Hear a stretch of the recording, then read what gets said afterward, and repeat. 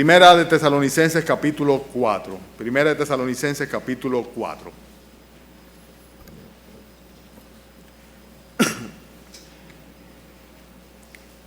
Primera epístola del apóstol Pablo a los tesalonicenses. Solamente nos vamos a ocupar en los primeros 12 versículos.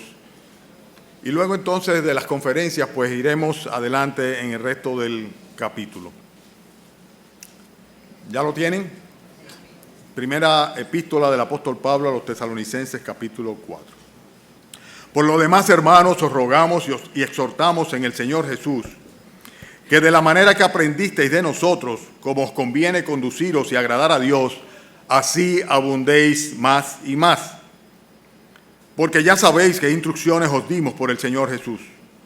Pues la voluntad de Dios es vuestra santificación, que os apartéis de fornicación.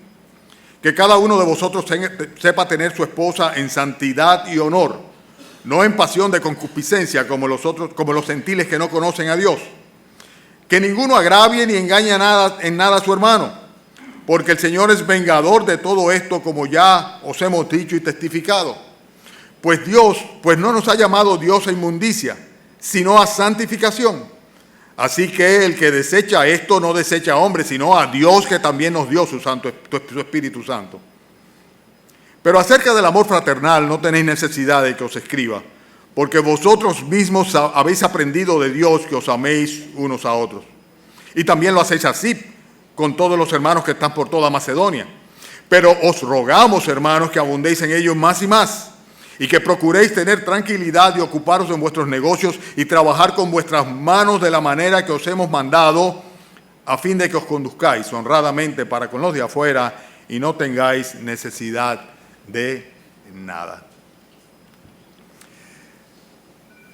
En aquella época en la cual el apóstol Pablo estaba escribiendo la carta, y específicamente a la iglesia de Tesalonicense, una iglesia gentil, griega completamente, la cultura greco-romana era una cultura en la cual la moral estaba completamente corrompida.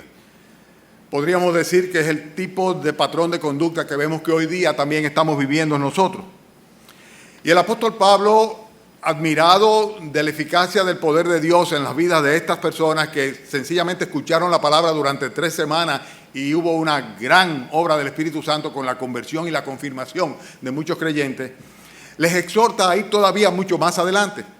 Pablo tenía, como lo habíamos visto en las predicaciones anteriores, el temor de que de alguna manera les hubiera tentado el tentador, como dice él, y ellos hubieran echado hacia atrás en cuanto a la fe que habían profesado.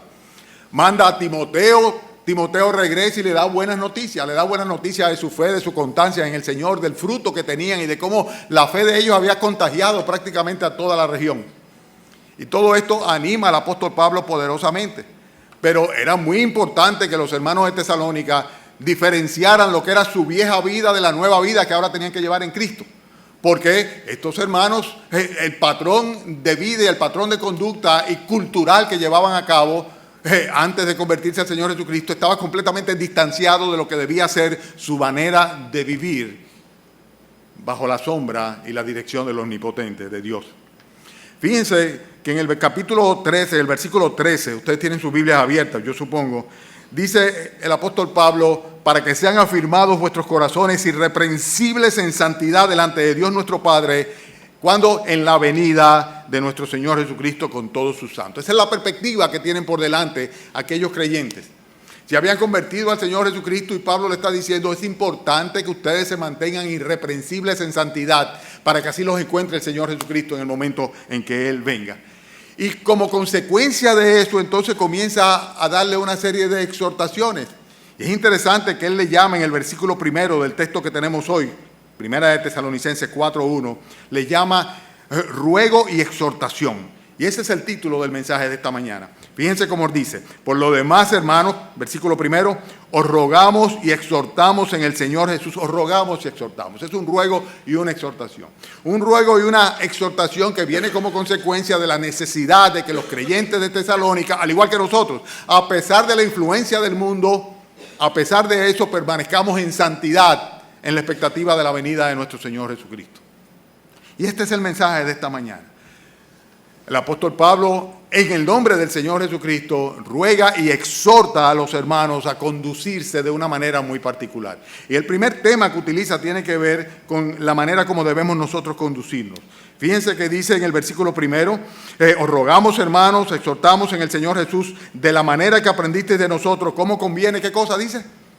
Conduciros y agradar a Dios. Y sigue desarrollando el tema, ¿cómo conviene conduciros? Y la primera cosa de cómo debe conducirse, cómo debe vivir la vida un creyente, ¿cómo es? Lo dice el texto, agradando a Dios. O sea, una meta fundamental, el centro de toda nuestra acción, nuestro accionar, tiene que ser buscar cómo agradamos a Dios. Esto tiene que ser fundamental para nosotros. Dice alguien que todo el mundo vive para agradar a otro o a alguien. Algunos viven para agradarse a sí mismos, aquellas personas que son muy egocéntricas, que solamente piensan en ellos mismos. Otros pues para agradar a diferentes personas, a veces a los relacionados, a los familiares, a veces a los progenitores, a veces a los hijos, a veces al esposo, a la esposa, a veces a los amigos, agradar a los jefes, a quien fuera. Pero es muy importante, es fundamental que nosotros tengamos claro que si bien nosotros no debemos ser egocéntricos y no debemos pensar en agradarnos a nosotros mismos, y la Escritura nos exhorta en eso constantemente, sin embargo, no podemos por agradar a otros desagradar a Dios. Porque el centro de nuestra vida, la orientación fundamental, el norte de nosotros tiene que ser agradar a Dios. El motivo de nuestro accionar debe ser fundamentalmente agradar a Dios. En Primera de Tesalonicenses, en el capítulo 12, en el mismo libro donde nosotros estamos, el apóstol Pablo habla de eso como parte de su propio testimonio. Él dice lo siguiente, Primera de Tesalonicenses 2:4, sino que como fuimos aprobados por Dios para que se nos confiase el evangelio, así hablamos. No como para agradar a los hombres, sino a Dios que prueba nuestros corazones. Dice, el Señor me confió el evangelio y nosotros lo predicamos, no pretendiendo que le caiga bien al que lo está oyendo, a los hombres, no para agradar a nadie, sino para agradar a Dios, que es quien está probando, quien está sopesando la intención de nuestros corazones. Pablo era un ejemplo de eso. Él no quería problemas con nadie, él no quería desagradar a nadie, ¿verdad? Pero fundamentalmente él tenía que agradar a Dios. Y si eso traía como consecuencia conflictos o problemas, pues era algo lamentable, pero que sencillamente él no iba a dejar de agradar a Dios por tratar de agradar a los hombres. Nosotros tenemos que ver esto, tenemos que asumir esto como parte de nuestras vidas. Pablo a los galacenses, a los de Gálatas, le decía, si todavía nosotros buscáramos el favor de los hombres, no podríamos ser siervos de nuestro Señor Jesucristo. Porque llega un momento en que se produce la disyuntiva, o agrada a Dios o agrada a los hombres. Y cuando viene esta situación, nosotros tenemos que estar muy claros que nuestro norte tiene que ser agradar a Dios. Agradar a Dios tiene que ser el motivo fundamental de nuestra vida y de nuestra acción, de nuestra vida cristiana. Ese tiene que ser nuestro norte. Desde el día en que nosotros fuimos salvos, la Biblia dice que nosotros debemos presentarnos delante del Señor en sacrificio vivo, santo y agradable a Dios, porque Él es nuestro culto racional. ¿Están atendiéndome aquí? ¿Verdad? Es nuestro culto racional. Agradar a Dios, Él es el motivo de nuestro culto. Y consecuentemente nosotros debemos simplemente buscar en cada situación, en cada circunstancia, la manera de cómo nosotros agradarle. Jesucristo es el mejor ejemplo de ello. Ustedes recuerdan que el mismo Señor Jesucristo en Juan capítulo 8, versículo 29 dice, porque el que me envió conmigo está, no me ha dejado solo el Padre, porque yo hago siempre lo que le agrada. Cristo decía, el Padre no me deja porque yo hago siempre lo que le agrada. Cuando Cristo estuvo aquí en la tierra, ¿verdad? Siempre buscó la manera de agradar al Padre. Y también recordamos un ejemplo en el caso de Enot. Enot, dice la Biblia en Hebreos capítulo 11, versículo 5, que fue traspuesto por la fe. Y dice que fue traspuesto para no ver muerte.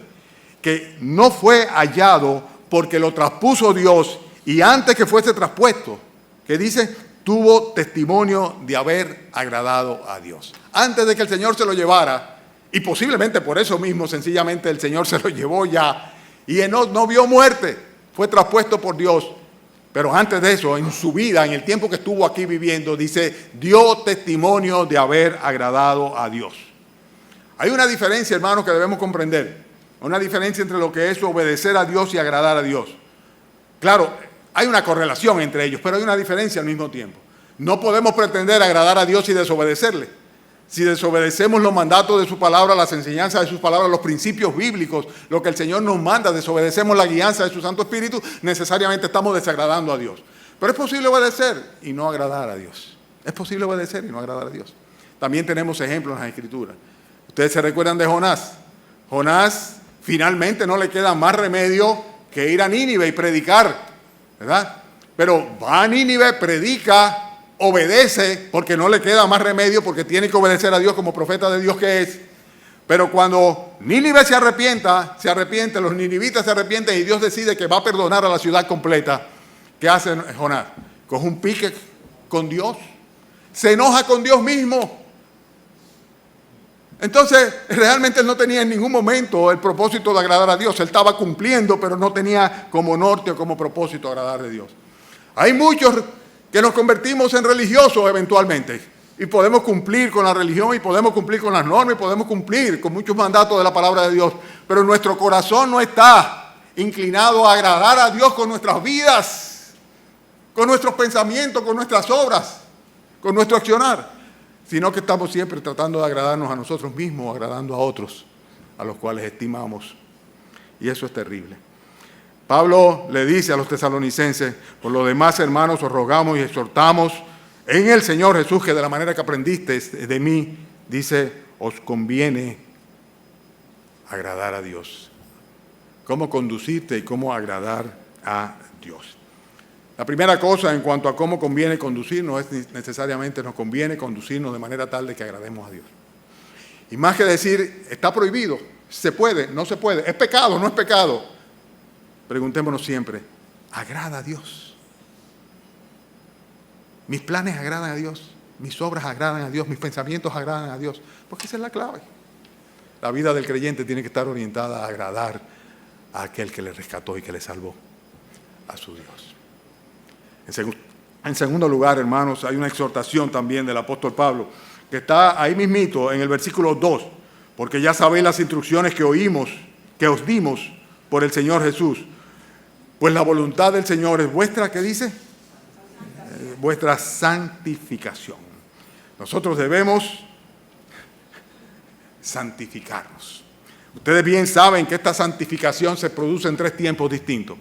Hay una santificación que viene con la justificación, que la recibimos en el momento en el cual Dios nos declara santos. ¿Cuándo declara Dios santo a un pecador? El día que esa persona, por la fe en el Señor Jesucristo, consciente de su pecado, se arrepiente de todo corazón, clama al Señor y Dios decide soberanamente perdonar sus pecados, lavarlos en la sangre de Cristo y declararlo santo, apartarlo para Él. Santidad no es otra cosa que esto, consagración, apartar o apartamiento. Pero hay una santificación creciente. Una vez hemos sido declarados santos por el Señor Jesucristo, el Señor espera que nosotros nos santifiquemos. En otras palabras, que nos consagremos a Él. Y que en la medida que Cristo crezca en nosotros, seamos más semejantes a Cristo y seamos consecuentemente más santos. Hasta llegar un día al momento en el cual este cuerpo de muerte no va a tener dominio sobre nosotros, porque vamos a estar en la presencia del Señor y entonces estaremos en plena santidad. Pero mientras estamos aquí ahora, nos conviene sin lugar a dudas conducirnos en santidad. Y esta santificación gradual no es de ninguna manera algo que podemos nosotros echar a un lado. Algunos dicen, bueno, de cualquier manera yo voy al cielo, el Señor me salvó, es por gracia, Él me eligió. Es cierto, lo hizo, te salvó. Es cierto, lo hizo, te eligió. Es cierto, nunca te va a rechazar, nunca te vas a condenar como consecuencia de que Él ya te salvó. Pero sin embargo, esto no puede constituirse en una excusa para el pecado, sino todo lo contrario. La santidad que el Señor nos ha conseguido o nos ha legado debe ser un argumento o un estímulo para que nosotros cada vez más nos santifiquemos en Él. Cada vez más. Y esto es algo que debe ser una presencia, una constante en la mente del creyente. Esto es algo que realmente es reflejo de la santidad de Dios en mí. El apóstol Pedro dice lo siguiente, 1 de Pedro capítulo 1, versículo 14 en adelante, dice, como hijos obedientes no os conforméis a los deseos que teníais antes, estando en vuestra ignorancia, o sea, antes de que fueran creyentes, sino que como aquel que os llamó es santo, sed también vosotros santos en toda vuestra manera de vivir. porque Cristo está, sed santo porque yo soy santo. Sed vosotros santos en toda vuestra manera de vivir. Toda vuestra manera de vivir tiene que ver con todo. O sea, con todo. Quieren que les detalle el todo. ¿Qué es lo que significa todo? Desde que nos levantamos hasta que dormimos, en todo momento. Dice, nosotros debemos andar en santidad delante del Señor. Consecuentemente, hay una exhortación del apóstol Pablo a los hermanos que habían arrancado bien la carrera de la fe, a perseverar en la santificación creciente. La obra de santificación la hace el Espíritu Santo en el creyente como una consecuencia de la supeditación que tenemos a su control. En la medida que somos controlados por el Espíritu Santo, en la medida que la palabra de Dios mora en nuestros corazones y pensamientos, en la medida en que nosotros nos dedicamos a tener comunión con Dios, en esa medida el Señor nos santifica. Y cada vez conforma más la imagen de su Hijo Jesús en cada uno de nosotros. Pablo está dando recomendaciones, ¿verdad? O ruegos más bien, ruegos y exhortaciones. Y la tercera que vemos aquí en cuanto a la manera como debemos conducirnos está en el versículo 3. ¿Y cuál es? A ver quién la descubre. Versículo 3, que os apartéis de fornicación. Óyeme, cualquiera diría, oye, qué específico, es bueno, es que era un problema específico. Es como hoy día, la palabra fornicación, porneia, es una palabra que abarca todo lo que tiene que ver con la concupiscencia de la carne, todo lo que tiene que ver con el pecado carnal, la sexual. Y esto es algo que es terrible. Hoy día nosotros tenemos el adulterio que se celebra. Ustedes oyen los programas de televisión o de radio y lo que se celebra es eso, ¿verdad? La segunda y la tercera y la cuarta base y las infidelidades tanto de hombres como de mujeres. El adulterio es el pan de cada día. De la fornicación ni hablemos, porque ¿cómo se concibe que alguna persona algún día llegue a casarse sin antes haber probado, ¿verdad? Con tantas personas antes para poder escoger entonces con quién finalmente se va a casar. Ustedes saben que el problema que tenemos acá, que se evidencia con los embarazos de adolescentes. Pero el problema es que desde pequeñitas, desde los 10, los 12 años, ya los jovencitos están ya teniendo relaciones sexuales. Ya la fornicación es algo de cada día. De la pornografía ni hablemos. Porque la pornografía ya no la meten por ojo, boca y nariz. Hasta los muñequitos de niños en ocasiones tienen imágenes pornográficas y diálogos indecentes, inmorales. No hablemos de la homosexualidad, porque ya tú eres el raro o la rara si no estás de acuerdo con eso.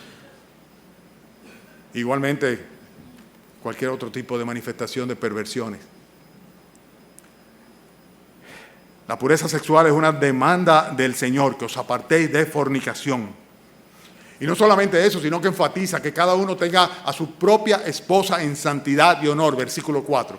Y cuando habla a su propia esposa, por ejemplo, la Biblia americana, King James lo traduce como su propio vaso. Y es muy interesante porque la Biblia dice que los creyentes somos vasos, ¿verdad? Vasos que el alfarero forma para destrucción o para gloria. Y también el apóstol Pedro en el capítulo 1, versículo 3 en adelante, habla de que cada esposo debe tratar a su esposa como un vaso más frágil. O sea que somos vasos. Pero es interesante porque si nosotros queremos leer el texto como el hecho de que cada uno tenga control de su propio vaso, es hablar de su propia condición, de su propia santidad, de su propio cuerpo, de lo que él mismo es. Y evidentemente está haciendo referencia a la necesidad de mantenerse en fidelidad con su esposa también. Y no solamente en fidelidad con su esposa, sino en el trato con su esposa. Dice que el matrimonio debe ser de su propio para su propia, o sea, de uno para uno, ¿verdad? Con exclusividad, porque es propio, dice, y en santidad y honor. Por eso pone en contraste el tipo de matrimonio gentil, en el cual el intercambio y el libertinaje sexual sencillamente destruye el vínculo fundamental del diseño del matrimonio, que es que son una sola carne y que lo que Dios unió no lo destruye el hombre. La Biblia dice que cuando un hombre se une a una ramera, hace un cuerpo, se hace una sola carne con ella. ¿Y qué es lo que está diciendo con esto? Está tergiversando el sentido básico de lo que es la unión fiel del matrimonio, leal del matrimonio. Está desvirtuando. Está, por así decirlo, tirando por tierra, embarrando el diseño de Dios. Un hombre para una mujer para un hombre. La pureza sexual. El apóstol Pablo le está diciendo a estos hermanos que vienen de prácticas aún religiosas, en la cual la fornicación, el sexo, se convertía en parte de la adoración idolátrica, ¿verdad?, dentro de la mitología griega y el politeísmo griego. Pues sencillamente le está diciendo, no es así, no es así. Es necesario que os apartéis de fornicación. Ustedes no pueden vivir como viven los otros. Es necesario que ustedes tengan pureza matrimonial. Es necesario que el sexo se mantenga dentro del ámbito de la unión matrimonial. Además de esto, hermanos, estamos hablando de ruegos y exhortación, dentro de lo que es el primer punto que habla de cómo debemos conducirnos, luego de haber indicado claramente que debemos agradar a Dios por sobre todas las cosas y procurar la santificación, andando en pureza sexual. Finalmente, en el versículo 5, habla dentro de la misma idea de una diferencia que debe ser notable y tiene que ver con el testimonio. Dice, no en pasión de concupiscencia, como, ¿quiénes? Dice, como los otros gentiles que no conocen a Dios, porque ellos eran gentiles, no eran judíos, pero se habían convertido al cristianismo. Pero los otros, que eran impíos, que eran incrédulos, dice que no conocen a Dios. Ellos viven de esa manera, pero no podemos nosotros los creyentes vivir en pasiones de concupiscencia. No debe ser así. Gálatas lo expresa de una manera muy clara en el capítulo 5, versículo 16. Y la exhortación que el apóstol Pablo le da a los Gálatas dice, andad en el espíritu y no satisfagáis los deseos de la carne. Porque el deseo de la carne contra el espíritu, y del espíritu contra la carne. Y estos dos se oponen entre sí para que no hagáis lo que quisierais, lo que espiritualmente quisierais. Consecuentemente, es importante que cada quien tenga control de su propio cuerpo, que cada quien tenga dominio propio suficiente para que pueda mantenerse en santidad, llevar un matrimonio correcto, en fidelidad, tener como propósito fundamental el agradar a Dios en sus vidas y con todo esto tener un testimonio público a los ojos de los otros gentiles, de los incrédulos, que digan, este señor, esta señora son diferentes porque ellos son cristianos. Ellos son cristianos. Esos son verdaderos cristianos porque ellos no están viviendo para la carne, sino viviendo para el espíritu. No como los otros gentiles que no conocen a Dios. Si hay una cosa que me deprime a mí, emocionalmente hablando, es cuando, me deprime no, la palabra no es correcta, me lastima, emocionalmente hablando, es cuando veo a creyentes, hermanos, que en otra época tal vez, ¿verdad?, vivían para el Señor Jesucristo y hoy día viven para la carne. Y hoy día viven para la carne. Y pasa. Perdieron el norte. En primer lugar, la manera de conducirnos, la manera de comportarnos. La segunda exhortación, ruego y exhortación. ¿Por qué es un ruego? Porque no se puede imponer. Pablo no estaba imponiéndolo. Ustedes tienen que hacer esto porque si no lo vamos a expulsar de la iglesia. No. Os ruego, hermanos, y os exhorto, ¿verdad? Ruego y exhortación.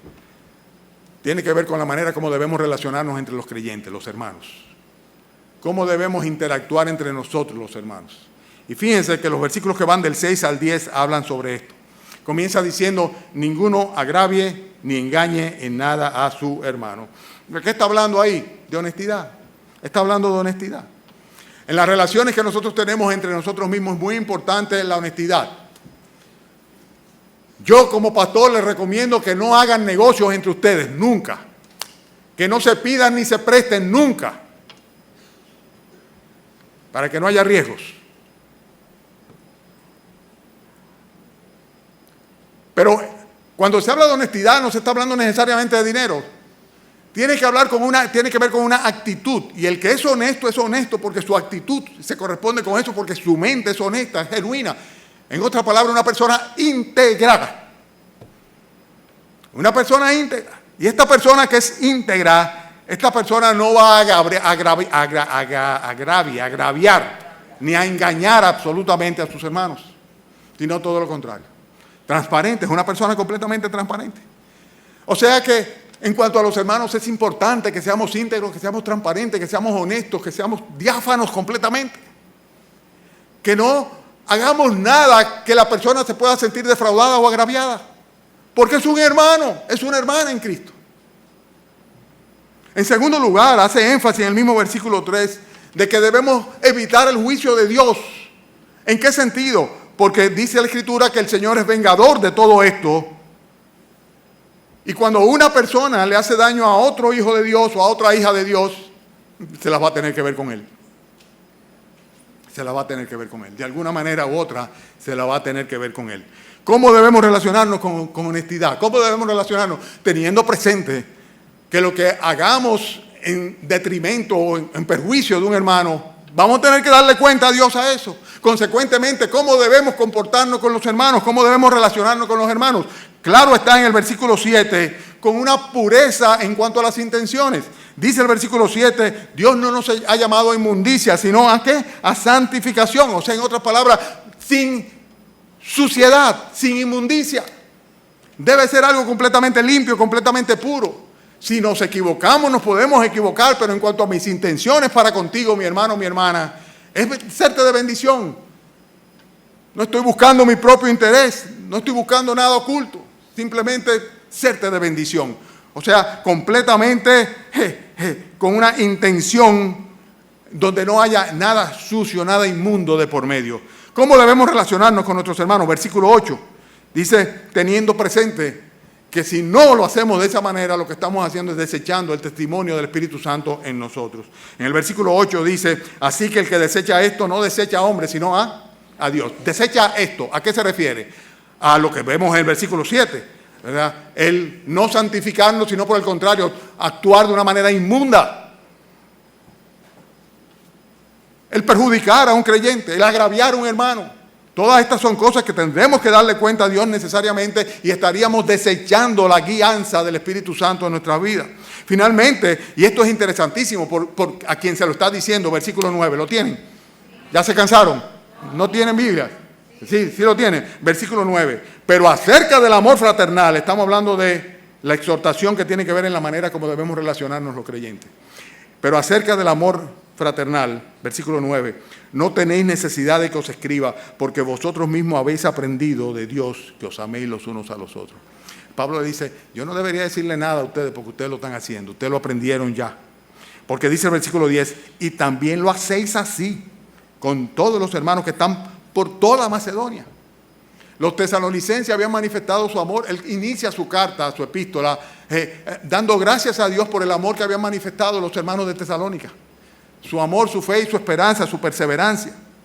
Pero sin embargo, qué interesante que al final del versículo 10 le dice, pero rogamos, hermanos, ¿verdad?, que ya ustedes se sientan satisfechos con la manera como ustedes han amado a los hermanos. Le dice eso. Le dice, ¿qué? Que abundéis más y más. ¿Cuándo es mucho amar? ¿Cuándo es mucho amar? No, ya yo a fulano, a sutana, a perencejo lo he amado suficiente. ¿Cuándo es mucho amar? ¿Cuándo es mucho amar? Ustedes saben que amar o amor, yo pensaba que eran 3 acepciones que tenía en el griego, pero estudiando ahora me di cuenta que son 4 acepciones diferentes. La primera de ellas es la palabra estorge, y se refiere al amor familiar, el tipo de amor en el cual se identifican unas personas con otras. Por ejemplo, el amor que tienen los padres hacia los hijos hacia los padres. Aquello que hace sentir una persona empatía por otro, es la palabra estorge que se utiliza. En español se traduce como amor, pero en este caso hace referencia a ese tipo de amor. La segunda tiene que ver con el amor erótico, de donde viene el erotismo, ¿no? O sea, es el amor carnal, el amor físico, más bien. No necesariamente tiene que ser malo. Es parte importantísima dentro del matrimonio, dentro del vínculo familiar. Pues es el amor carnal. La tercera es la filia, es la palabra que se utiliza, y es el amor filial. Y este amor filial tiene que ver no con la relación de padre a hijo, sino que tiene que ver con el profundo afecto de amistad que muchas veces una persona siente para con otra persona que eventualmente no es ni ariente ni pariente, como decimos. Pero tú sientes una profunda amistad. O sea que el primero hace referencia a la empatía, el segundo al erotismo, el tercero a la amistad. Pero hay un amor adicional que es el amor ágape, el amor incondicional, el amor de Dios hacia nosotros. El amor que no espera nada a cambio, el amor espiritual. Y lo que le está diciendo el apóstol Pablo acá es que ellos deben tener un amor filadelfo, un amor fraternal. Y un amor fraternal que debe crecer y que debe abundar, que si bien ellos los han manifestado con su misma preocupación porque el evangelio llegara más allá de su región, sin embargo, Porque Pablo le dice en el primer capítulo, le dice que el testimonio de ellos había llegado a correr todo lo que era Macedonia y todo lo que era Acaya. Pero sin embargo le dice, yo os ruego que abundéis en ello más y más. En otras palabras, crecer en amor fraternal, en amor filadelfo. Fue precisamente lo que el Señor Jesucristo nos dijo. Un nuevo mandamiento os doy. ¿Cuál es? Que os améis los unos a los otros. La renovación del mandamiento original. Que os améis los unos a los otros. Pablo había estado orando, como dicen en el capítulo 3, versículo 12, porque el amor de ellos aumentara más y más. Y había estado aumentando. Pero todavía ahora le exhorta a que sigan aumentando en amor. No nos cansemos, hermanos, de ello. No nos cansemos de ello. Es cierto, recibimos muchas decepciones, sí es cierto. Traiciones, sí también. Pero no importa. No importa. Tenemos que seguir dando de nosotros, amando de una manera fraternal. Estamos hablando de ruegos y exhortaciones, ¿verdad? El tercer punto tiene que ver con la manera como debemos vivir nuestras vidas cotidianas. Van desde el versículo 11 hasta el versículo 12. 11 y 12. Que procuréis tener tranquilidad y ocuparos en vuestros negocios y trabajar con vuestras manos de la manera que os hemos mandado, a fin de que os conduzcáis honradamente para con los de afuera y no tengáis necesidad de nada. Qué interesante. El apóstol Pablo dice aquí que procuréis tener tranquilidad. En otras palabras, vivir sin estar involucrado en los afanes de este mundo. Qué interesante. Porque la ambición es completamente contrario, lleva necesariamente a perder la tranquilidad de vida. Cuando una persona es ambiciosa, esa ambición no le va a dejar tener paz. Pero paradójicamente, Pablo le está diciendo, sean ambiciosos en tener tranquilidad. En otras palabras, que la ambición de ustedes sea, que el deseo de ustedes, que lo que ustedes procuren hacer, sea estar tranquilos, vivir en paz. Es interesante. Si eres ambicioso, tu vida no va a ser tranquila. Claro que no. Pero tal vez debería ambicionar, tener tranquilidad de vida y echar a un lado todas aquellas cosas que de una manera constante te mantienen en intranquilidad. La segunda cosa tiene que ver con el atender los asuntos personales. En 2 de Tesalonicenses, capítulo 3, versículo 11, el apóstol Pablo, en la próxima carta a los tesalonicenses, el apóstol Pablo va a decir lo siguiente: porque oímos que algunos de entre vosotros andan desordenadamente, no trabajando en nada, sino entremetiéndose en lo ajeno. Y aquí el apóstol Pablo dice de una manera muy clara, dice, ocuparos en vuestros negocios. Ocuparos en vuestros negocios. En otras palabras, no te estés metiendo en los asuntos de los demás. Ocúpate de atender los asuntos tuyos. Eso es lo que está diciendo. Hay varias ocasiones en las cuales hay advertencia en ese sentido. Y en cuanto a las damas, lo dice también. Dice que se convierten en personas entrometidas, chismosas, cuando sencillamente a veces están ociosas. Entonces, el trabajo, el ocuparse en las cosas que es necesario ocuparse, pues va a evitar que una persona se convierta en un intrometido. Un intrometido. Pero hay otra cosa más adicional, y es el hecho que dice que también es necesario que se ocupen en vuestros negocios y que trabajen con vuestras propias manos. El trabajo para los griegos era algo que era despreciado. ¿En qué sentido? Bueno, el trabajo manual lo hacían los esclavos. O sea que un griego no se ensuciaba sus manos con trabajo. Y a estos hermanos, además, el apóstol Pablo le habla de que el Señor Jesucristo está a la puerta y viene inminentemente. Si ustedes se dan cuenta, desde que arranca la epístola le está mencionando la venida del Señor Jesucristo. En cada capítulo le menciona la venida del Señor Jesucristo. Y a partir del capítulo 4, versículo 13, va a desarrollar lo que tiene que ver con la segunda venida de nuestro Señor Jesucristo.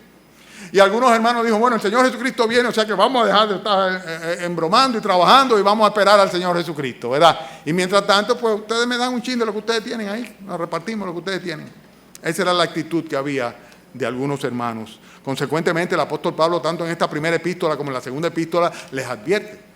Le llega a decir que el que no trabaja dice que es peor que un incrédulo, el que no provee para lo suyo es peor que un incrédulo.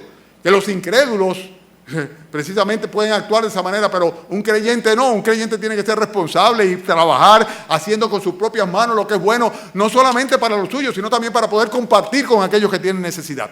Pero habían algunos que se estaban agarrando de eso. Decían, bueno, compartan conmigo, ¿verdad? Yo voy a esperar al Señor Jesucristo. Yo me voy a dedicar a esperar al Señor Jesucristo. El apóstol Pablo le hace una exhortación en ese sentido. Algunos de estos creyentes, él les amonesta en la segunda epístola, en el capítulo 3, versículo 10, cuando haciendo referencia a ellos dice, porque también cuando estábamos con vosotros os ordenábamos esto, si alguno no quiere trabajar, que tampoco coma. Ah, ¿tú no quieres trabajar? Pues no coma. Tampoco coma. Entonces, ¿cómo debemos vivir cotidianamente? Sin dejarnos arrastrar por los afanes del mundo. Que la ambición nuestra sea tener tranquilidad y no tener posesiones y tener actividades y tener mil cosas, teneres. Me da pena cuando veo personas, hermanos, hermanas, que los veo tan afanados y turbados, que se pierden la buena parte como Marta, que no fueron como María. En segundo lugar, debemos atender nuestros propios asuntos, debemos trabajar para producir con nuestro trabajo. El apóstol Pablo, él mismo dice que él había dado ejemplo de ello. Acuérdense que él tejía tiendas, hacía tiendas de campaña para vender de manera de no tener que depender de lo que le dieran y poder predicar el evangelio con libertad. Y aparte de eso, debemos también, finalmente, andar con un testimonio respecto a los de afuera de plena honradez. Fíjense cómo dice al final del versículo 12, a fin de que os conduzcáis honradamente para con los de fuera, para que no tengáis necesidad de nada. O sea, que los incrédulos puedan decir, no, es un hombre honrado, es una mujer honrada, por su testimonio y por la manera como vive. Voy a concluir, hermanos, ya haciendo una especie de recapitulación o resumen. El apóstol Pablo está rogándole con exhortación a la iglesia de que vivan y se conduzcan de una manera tal en la cual su norte sea fundamentalmente agradar a Dios. Que se aparten para Dios, que vivan santamente, que anden en pureza sexual y que sea completamente distinta a la vida de ellos, de la vida de un incrédulo regular. Que no haya ningún tipo de confusión posible, porque es evidente en ellos que ellos viven como cristianos, como redimidos de Cristo. En segundo lugar, el apóstol Pablo hace referencia a la interacción entre los hermanos, entre los creyentes de la iglesia, cómo debemos relacionarnos unos con otros. Y dice que debemos actuar con integridad, con honestidad, que tenemos que tener presente que Dios no va a pedir cuenta. El juicio de Dios está sobre nuestras acciones, y más cuando se trata de otro hijo o otra hija de Dios. En tercer lugar, el hecho de que nuestras intenciones deben ser puras, siempre, que no debemos desechar el testimonio que el Espíritu Santo nos da a nosotros, y que además de todo esto es importante que nuestro amor hacia los hermanos crezca, que no esté en el punto A, en el punto B o en el punto C, en el cual estaba 4, 5, 10 años atrás, sino que ahora esté en el punto 20, porque nuestro amor hacia los hermanos cada día aumenta. Y el tercer punto, y finalmente, hace referencia a la exhortación de cómo debemos vivir nuestras vidas diarias.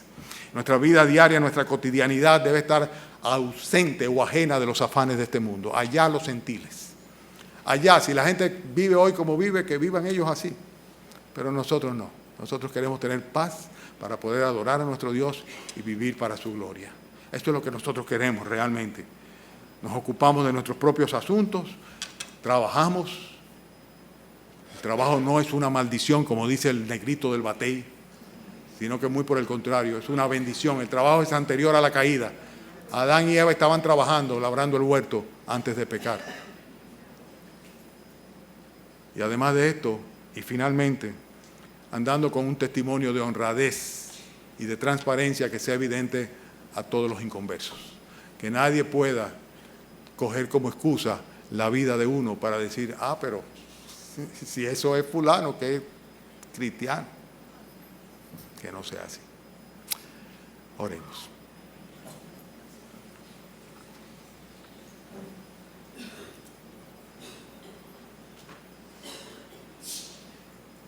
Tómate un tiempo, hermano, hermana, y habla con tu Señor.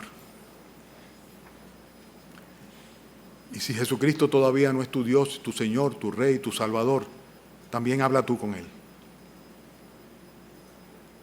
Pídele perdón. Entrégale tu vida, entrégale tu alma, entrégale tu salvación.